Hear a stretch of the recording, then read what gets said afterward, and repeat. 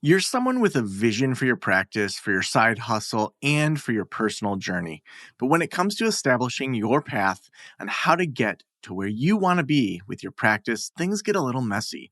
You're also someone who'd prefer to go in person instead of to groups and listening to everyone else's story. To me, it sounds like you could benefit from one on one consulting with our experienced practice of the practice consultants. From $5.95 a month and up, you can work with a consultant that will give you more direction and practical, tried and tested tips matched to you and your goals. For more information, visit practiceofthepractice.com/apply. Again, that's practiceofthepractice.com/apply.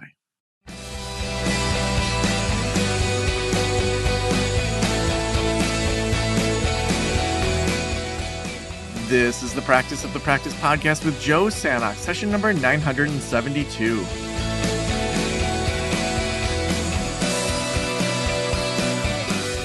I'm Joe Sanok, your host, and welcome to the Practice of the Practice podcast, where we are bringing you several times a week a podcast all about the ins and outs of private practice. So I don't know about you, but for me, I didn't learn anything in grad school about the business side of private practice. So we cover the business side, we cover some of the clinical side.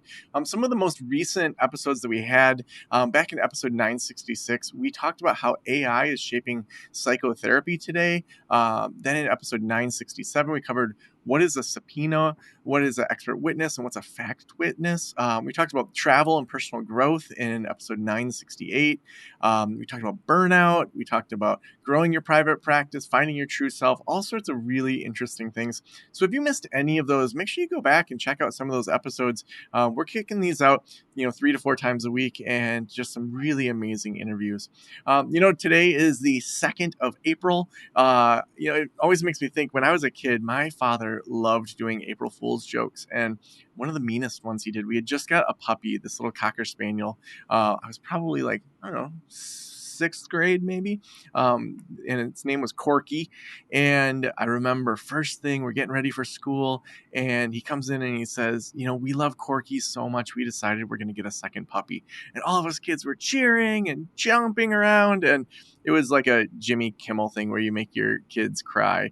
But that tradition has gone on where my little girls just love playing tricks on me on April Fools. And at the time of this recording, it's not close to April 1st. So we've got some planning to do to raise my game. They're 9 and 12 now, so they're going to have something up their sleeve. I just know they will. So make sure you follow me on social media, and you'll see probably what kind of ridiculousness they pulled on me or I pulled on them. Well, today on the show, we have Roland Omene, and I'm really excited to have Roland on the show. He's started a new venture called HonestTaskers.com, which he launched to support his wife's psychiatric practice by providing high-quality virtual assistants. And we're going to be talking all about virtual assistants today. Roland, welcome to the Practice of the Practice podcast. Thank you so much for having me. I'm really, really happy to be here today. Yeah, me too. Well, let's just start with, I want to hear the story of kind of what your wife was doing with her psychiatric practice, and then how you kind of paired up your own skill set with that. Yeah, thank you. So basically, I think approximately 2 years ago, my wife started a psychiatric practice just after the pandemic. And when she started, she was mostly virtual, so she was working from home.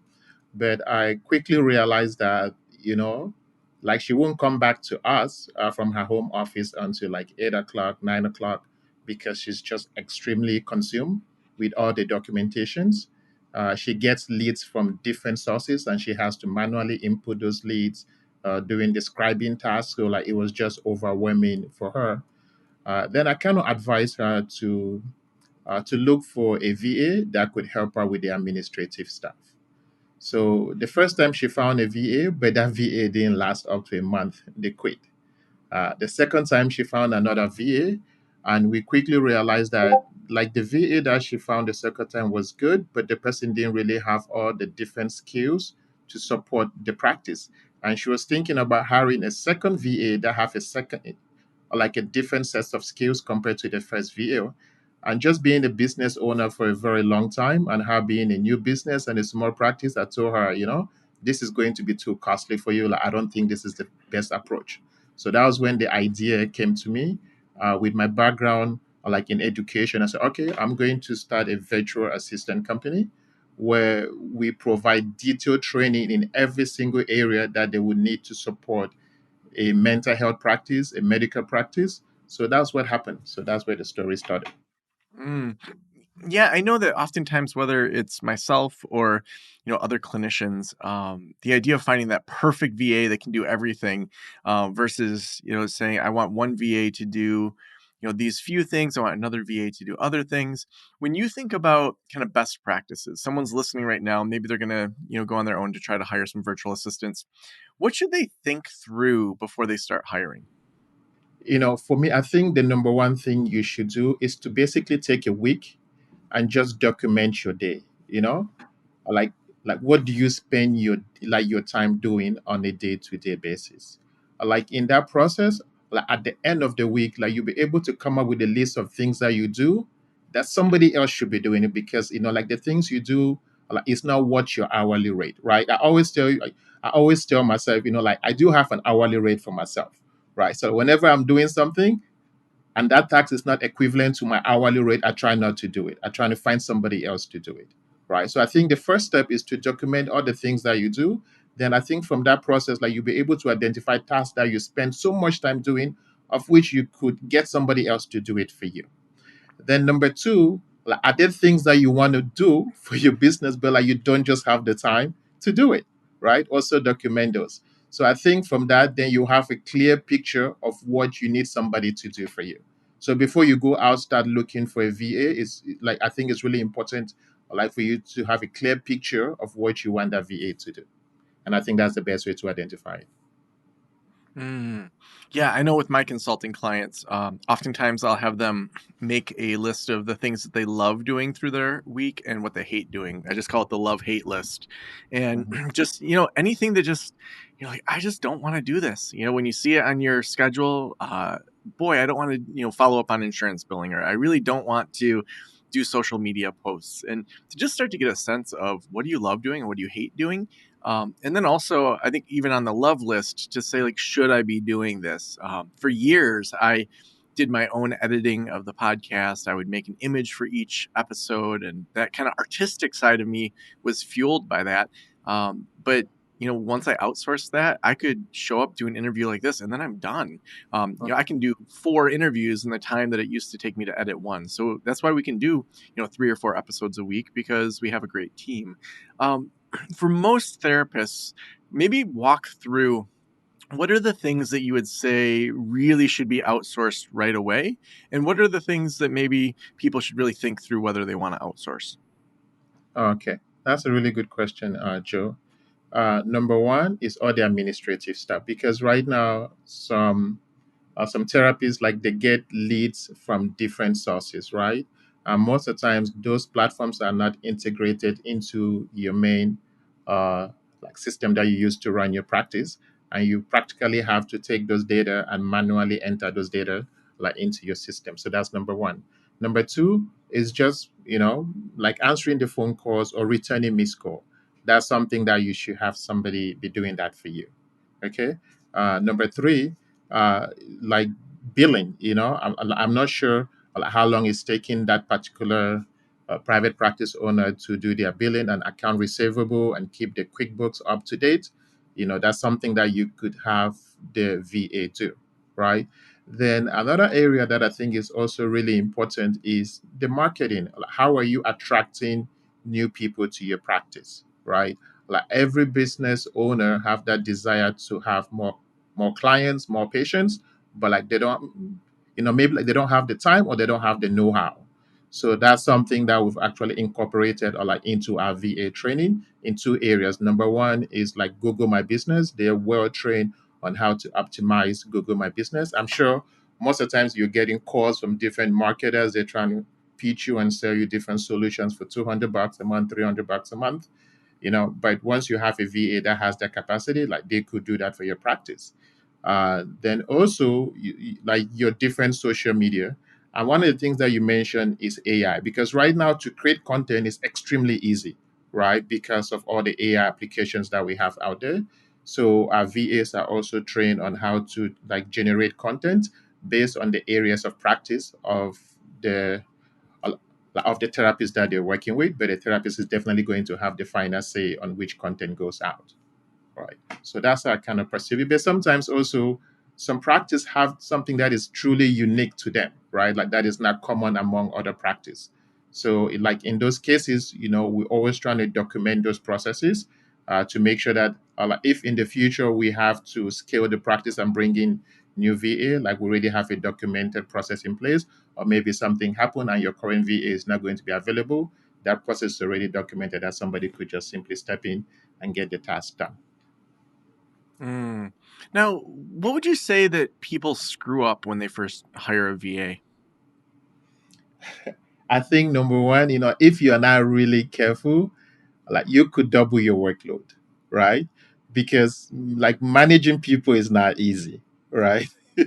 Because like Hmm. you could spend like a lot of time managing the VA, and that's time that you could have dedicated, to just sometimes so people just feel as if, like the time that I spent to manage the VA, I could have just used that time and get the job done myself, right? So I think one of the things that you could easily get wrong is not to have a clear process in place, right?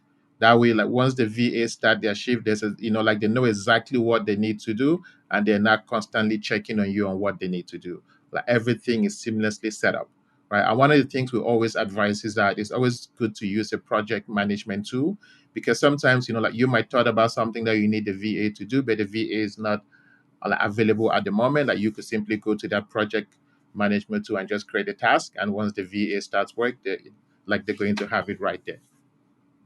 Right. Then also, I think another thing that people screw up is, like hiring a VA with the skill sets that doesn't match your needs. So I think that's the first part in everything. Make sure you find a VA that matches the needs that you have as a practice. And that's where the screening process comes in. Yeah, where is it hard for most practitioners to let go? Sometimes like one of the things that we've seen is like it's kind of hard for people to, 'cause sometimes like people really fell in love with the things they do, and they feel as if like they're the only ones that could do it, that nobody could do it better than them, right? So especially when it comes to the administrative stuff, right? So maybe, like documentation. Some people just love to do their own documentation, like they don't want somebody else to do their documentation. But one of the things we've seen some of our providers do is that, like, they will use AI and captures the conversation, and the VA will simply come and take that information and properly input it or like into the system based on how that provider like things to be done. Yeah, I think that so many people that I'm helping transition from maybe a small group practice to a large group practice, the way that they got to say 100,000 or 200,000 is oftentimes a lot of bootstrapping, keeping their costs down. Saying to themselves, "Well, I can do it. I can take out the trash. I can vacuum. I don't need a cleaning person to come in." That they've been the accountant. They've been the bookkeeper. They've been the cleaning person. They've done all the EHR. They've returned the phone calls, and they're headed towards burnout. So the very things that often it takes to kind of be scrappy at the beginning of that practice are the things that never can get you to that next level. That's true. And so, like that idea of letting go, lots of times I'll hear people say, no one can do it as well as I can. And then I'll often add the word yet after that. For me, looking at some of my assistants or people that are on my team, sure, from day one they weren't perfect at podcasting, but then in doing the editing, but if I gave proper feedback, if they had access to me, those are the things that then really helped that virtual assistant or that person on the team to get to that next level. When you think about how often people should be checking in with a new virtual assistant, how often should they be checking in with them? So I would say like the first 2 weeks, like it's really important for you to work very closely with your VA. That way they get to understand how you do things, right? That way they could start doing things the way you like things to be done. So I think the first 2 weeks is very important for you to be very like to work very closely. And also during that time, just to create a process. I always say documentation is extremely important. Like whatever you do, make sure that process is documented, right? Because something could happen and that VA is no longer available, but like, is that process documented? Or maybe your practice is growing and you need to bring in another VA, right, to support the practice. But if everything is documented, then like it makes the onboarding process for the next VA a lot easier, right? So I think the first 2 weeks is really important to work very closely with the VA. But as I said, just documenting the processes and capturing everything, and kind of having like a knowledge base that the VA can reference back to, like in the future, like if they get stuck with something, right? Then, like just to comment on the point that you made earlier, sometimes, yes, like you've done it yourself and you've done it very well. But, if you keep doing it, as you said, like it's kind of hard for you to really grow that business, because sometimes to grow a business, like you just need time to think, right? To think Hmm. on like on strategies, like research best practices, and kind of commit some time to personal development and personal growth. But if you're 100% busy doing all those little tasks that somebody else could do it for you, I think, at the end, like you're saving $1 to lose $5, right? Hmm. Yeah, Yeah. for me, one thing when I first have someone on board that's going to be directly reporting to me, every day we schedule a half-hour meeting, and over time you don't need that, but then at least it's blocked out, and I let them lead that meeting where they say, here's what I need help with, here's where I'm not sure, that they come with their agenda, knowing that this is your role and I'm here to support you. I think the other side of it, when I first started having someone check my email, I said to him, if there's ever an email that you don't know how to respond to, I don't want you to do your best guess. I want you at the beginning to just put it in the Joe to do file, and then I'll respond and I'll BCC you, so then you can build a library of answers for how I respond to things. And even just that little thing of just BCCing them on things that they could have done but didn't know how to do helps them start to build this library of answers and shortcuts, to just sound like the tone that we want here at Practice of the Practice. Yeah, that's really good. Like that. Mhm.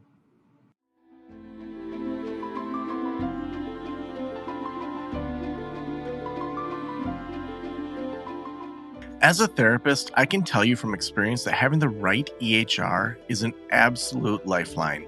I recommend using therapy notes. They make billing, scheduling, note taking, telehealth, and e prescribe incredibly easy. Best of all, they offer live telephone support that's available 7 days a week. You don't have to take my word for it. Do your own research and see for yourself. Therapy Notes is the number one highest rated EHR system available today, with a 4.9 out of 5 stars on trustpilot.com and on Google. All you have to do is click the link below or type promo code Joe on their website over at therapynotes.com and receive a special 2-month trial absolutely free. Again, that's therapynotes.com, and use promo code Joe on the website. If you're coming from another EHR, Therapy Notes will also import your demographic data quick and easy at no cost, so you can get started right away. Trust me, don't waste any more of your time and try Therapy Notes. Just use promo code Joe at checkout. Now, talk through maybe the different types of virtual assistants that are out there. So the ones that come to mind for me are some sort of like an intake coordinator. So they're answering the phone, getting people their initial paperwork, maybe taking insurance information, probably some social media or copywriting people. Talk about those, but then there's probably other things you can outsource that people don't even really realize that they could be outsourcing. Yeah, in because in like for us, like we specialize more in the medical space, so we work with different types of medical practices. So, for example, like we have a provider in Virginia who owns a weight loss clinic and also medical aesthetics. So for him, like the biggest thing was just the documentation. So what he does is that like whenever he's working, the VA is going to join that patient session through Skype, and the doctor is going to let the patient know that like my VA is on Skype, and the VA is going to listen to the conversation, and and and he's going to do all the documentation for the doctor, so like fill out like the system, close the chart, sign the, just do everything that way. Like once the doctor like leaves the room with the patient, he's done. Like he's not coming back to do documentation anymore, right? So that's how it works for that particular practice. Then, like, we have some mental health practices in which, like what they really need help with, they say like they need more social media or marketing, right? One of the things that the VA would do for them is that, because like we have like a lot of providers who are doing, or like where they have like online practices and they're licensed to practice in different states. So what the VA do is that like the VA goes online and do like a directory search for the different local market, because with Google, like the search result is local. Like the search result that I'll see in Fort Worth is going to be different from the search results that somebody will see in Dallas or maybe in Denver. So the VA is simply going to like take all the different local market where that practice like can see clients and do a detailed search and see like what are the directories that are ranking in the top 10, right? Like within the mental health space. And they will go ahead now and create detailed profiles like for that practice in all of those different directories. And this could be hundreds of, like different directories, like based on the different markets. And also, we've trained the VAs on how to optimize those profiles. Like another key area also, like that they will do like within the marketing space is the Google My Business. I think that's, I've like we quickly realized that a lot of people are not even paying attention to that, which kind of creates, like unique opportunity for those who want to invest some time and really build out their Google My Business profile and really optimize it for that local search, right? So that comes also with social media management, where they're constantly creating content uh, for the practice, then sharing that content like in different communities. And like we always have a rule for our VA that whenever they create content, make it 90-10, right? So like 90% is all value, them just kind of, like basically trying to educate people. One of the best practices that we have our VA use when they create content is for them to like use like different Google um it's like for them to use like different search engine tools to find out like what are the questions that people are asking on Google.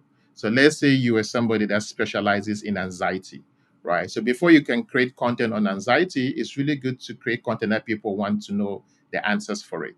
So our VA now will use some of the tools that we provide for them and research all the questions that people are asking about that particular subject matter. Then I'll go ahead and answer those questions using AI, then make it available to their provider to validate the content before they like push those content out on different platforms and promote them on different groups. So like at the end of the day, we always want the work that the VA do to bring some business back to that practice. Mm. So worst case scenario, the work that they do can actually end up paying for their salary, right? Which I think is a win-win. Absolutely. Now, I Hmm. know that, once you kind of get going, you're past the training, people are clicking along.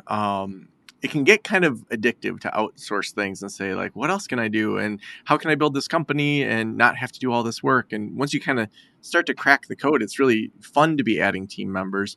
Hmm. But I think there has to also be some checks and balances. So to know Hmm. that the work is being done correctly, the work is being done within the branding. What sort of things do you recommend as the team starts to grow in regards to checks and balances to keep the quality where you as the owner want it without you as the owner having to check in on everything that people are doing? Yeah, that's a really good question, Joe. So, like one of the things that you suggested earlier, which I think is really good, but for us, like we always recommend for you to do at least, weekly stand up, right, with your team, just to make sure that, like you see all the work that is being done and make sure that, like everybody's doing it according to the brand, like the brand identity or the brand story, right? Then but I also believe that with time, like people pick up on what, like what the company stands for, like what kind of like content or like what can they do like on behalf of the company, right? So I think some of those things are going to happen with time. Like it doesn't happen immediately, but I think like in the beginning phases, that's why it's really important for you to pay close attention and make sure like you develop those talents like in the direction that you want. Yeah. I think also for me, we have a lot of different team members, but making sure that no one has kind of complete access to things that um, that are really valuable. So if one person is doing, say, refunds, that there's alerts that go to another team member or go to me, so that we know that there's accountability, because we know that embezzlement is one of the biggest things that can happen Very true. Very true. statistically. So just making sure that there's some overlap between roles, and there's some checks and balances, while also saying to your team, I wouldn't hire you if I didn't trust you. It's more to just make sure that we have very clear accountability with it. My last question, Roland, that I always ask is, if every private practitioner in the world were listening right now, what would you want them to know? I want them to know that, like, actually, I've thought about this question, Joe. You see, like, some of the largest companies, like in America, you name it, like AT&T, Blue Cross Blue Shield, they are all leveraging virtual assistant through outsourcing, right? They have a massive employee base in the Philippines. Like, whenever you call an insurance company to verify, the person, like, who is verifying that insurance, most of the times, like they're not in the US. And why are they doing this? They're trying to keep their costs low. A business, for you to, or like for your business to succeed, like, you have to keep the cost low, like you have to make more, like you have to bring in new customers, right? So, like, I want you to just think, like, how can you keep your costs low, and how can you bring in new clients? And if you think, like, a VA can help you achieve this, then I think, like, you should create a list for the type of VA that you need for your practice and go out there and look for it. Mm, so awesome. Well, if people want to follow your work, if they want to connect with you more, where should we send them? They can go to honesttaskers.com, and they could also visit our different social media pages, like under Honest Taskers. Mm. Well, thank you so much for being on the Practice of the Practice podcast. Thank you, Joe.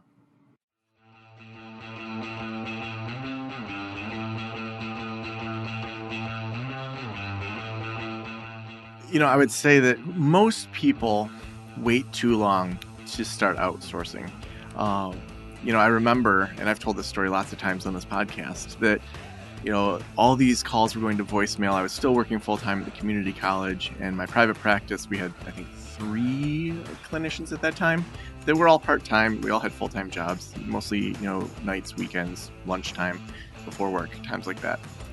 But I remember one time running out on my lunch break to check voicemails, and I think there's like 5 or 6 new intake calls. I had worked so hard to be number 1 on Google locally, to have good SEO, to do marketing and all of that. And then when I would get those calls of people that actually wanted services, my heart would sink. I'd be like, oh my gosh, after work, instead of going home, I have to return all these phone calls. And, obviously these people are hurting, so it's not going to be a quick conversation.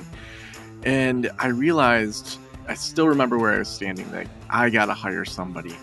And I just put on Facebook, hey, I need someone to check my voicemails for my counseling practice. And that's just where I started, was, twice a day, at 11 a.m.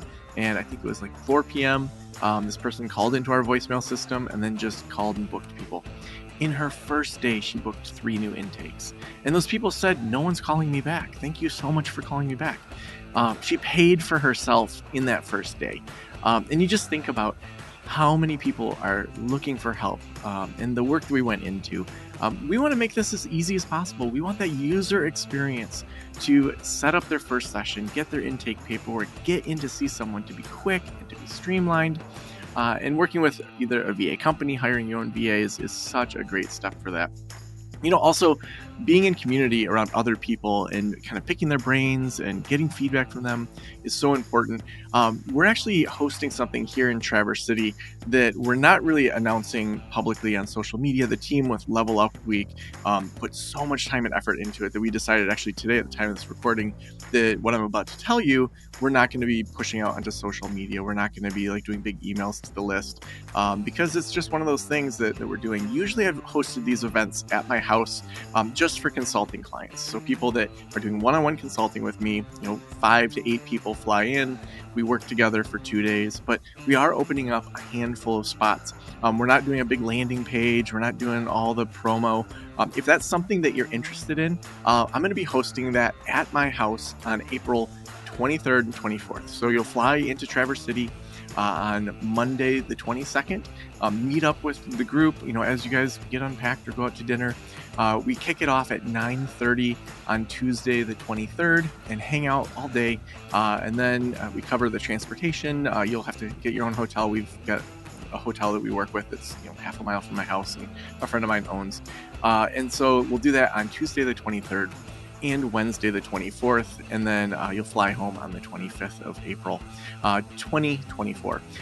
So if that's something that you're interested in, it's $750 to come. It's going to be a small group of less than 10 people. We're going to be doing hot seats. We're going to be doing sprints together. It's just a way to kind of refocus on the big things that really matter. So if that sounds interesting to you, just drop me an email and just put April retreat in the email there. Because again, we're not doing this big push for it. We just have a handful of spots. We want to make sure that you know about that. Also, we could not do this show without our sponsor support. Therapy Notes is the best electronic health records out there. They've been a supporter for years, but even more importantly, they can help you grow and scale your business with their EHR. They have embedded in their system their own virtual way, similar to Zoom, of doing HIPAA-compliant teletherapy. They'll help you move from your current billing platform over to Therapy Notes. They have amazing customer service. A lot of these EHRs only have, text support or chat, but you can actually talk to a real person that will help you out if you get stuck. A couple years ago, I remember I had a client that had switched over, and the old company wasn't releasing the things, and Therapy Notes did such an amazing job of coordinating so that therapist could get back to doing therapy instead of worrying about her EHR. They're an amazing company. Head on over to therapynotes.com. Use promo code JOE, J-O-E, at checkout to get a couple months for free. Thank you so much for letting me into your ears and into your brain. Have a great day. I'll talk to you soon. Special thanks to the band Silence is Sexy for that intro music, and this podcast is designed to provide accurate and authoritative information in regard to the subject matter covered. It is given with the understanding that neither the host, the producers, the publishers, or guests are rendering legal, accounting, clinical, or other professional information. If you want a professional, you should find one.